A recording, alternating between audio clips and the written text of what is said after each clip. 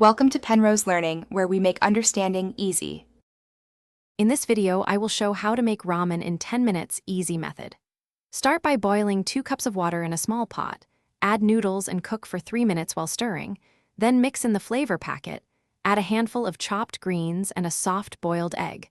Finish with a drizzle of sesame oil and sliced scallions, taste and adjust salt, then serve immediately and enjoy.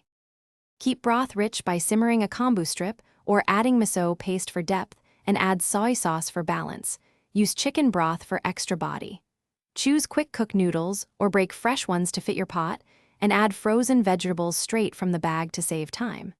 For protein, pre-cooked chicken or canned tuna warms in the hot broth. Finish with chili oil or sesame seeds for extra flavor. Quick recommendation: if you like this recipe, please subscribe and like the video to support more quick meals. I also use the Owala water bottle when cooking to stay hydrated and avoid spills on the counter. It's a handy kitchen companion you can take anywhere. Check the description for the link and other deals, and if this helped you, please subscribe and like. Now let's get back to the video. Simple garnishes lift your bowl. Sprinkle toasted sesame seeds, torn nori, or a squeeze of lime for brightness. Add pickled veggies for tang.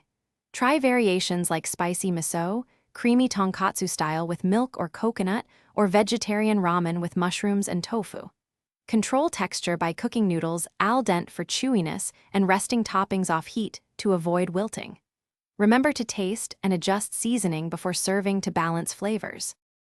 Thanks for watching. If this was helpful, leave a like and consider subscribing. See you next time.